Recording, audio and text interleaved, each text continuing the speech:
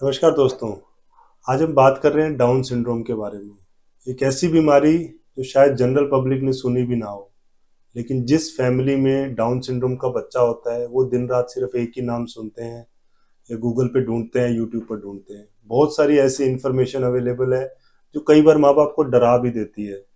लेकिन down syndrome के बारे में अगर हम डिटेल में बात करें तो ये एक ऐसी कंडीशन है, मैं इसे बीमारी नहीं कहूँगा, ये एक ऐसी कंडीशन है जिसमें इन बच्चों की लाइफ दूसरों से थोड़ी डिफरेंट होती है, अलग होती है। ये बच्चे ऑलमोस्ट सेम जीते हैं, इनकी लाइफ ऑलमोस्ट सेम होती है जैसे और बच्चे होते हैं। हाँ, कुछ बीमारियों का रिस्क ज़्यादा होता है जिनके बारे में हम आगे बात करेंगे। ये बच्चे बहुत खुश रहने वाले बच्चे होते हैं।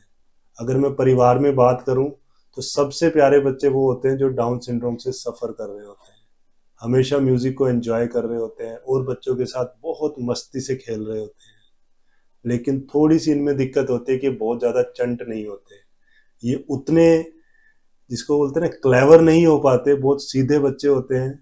अगर आप इन बच्चों की सही टाइम पे सही थेरेपीज लें, जिसमें कि साइकोथेरेपी, साइकोलॉजिकल थेरेपी जिसे कहते हैं, occupational therapy, physiotherapy, speech therapy, ये सब आता है, तो इन बच्चों को अपने लायक ज़रूर बनाया जा सकता है। कब इन बच्चों की इंटरवेंशन का समय आता है? जब आपको लगे कि ये और बच्चों से पिछड़ रहे हैं। शुरू में हो सकता है 5-6 महीने, 9 महीने ये बच्चे बिल्कुल नॉर्मल दिखें आपको, लेकिन अगर आपको किसी भी स्टेज पर लगता है कि और बच्चों से पिछड़ रहे हैं तो ये समय है थेरेपी, फिजियोथेरेपी स्टार्ट करने का। आगे चलकर इनको ऑक्यूपेशनल थेरेपी की जरूरत पड़ेगी।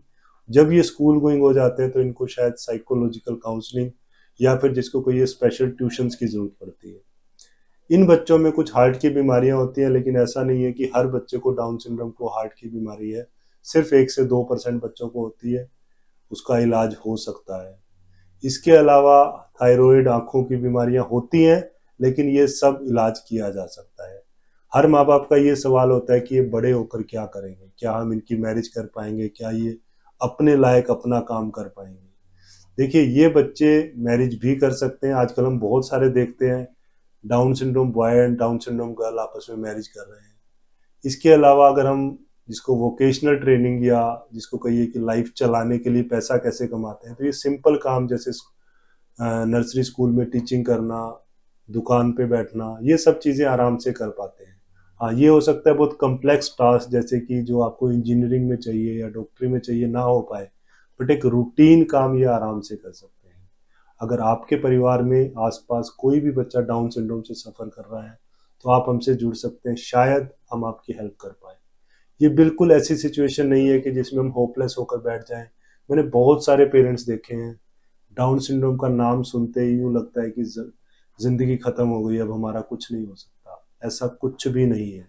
इन बच्चों को अच्छे से अगर हम थेरेपीज दें, इन बच्चों के साथ अच्छे से वर्क करें शुरू से, तो इन बच्चों को भी समाज का एक अभिन्न और यूज़फुल अंग बनाया जा सकता है।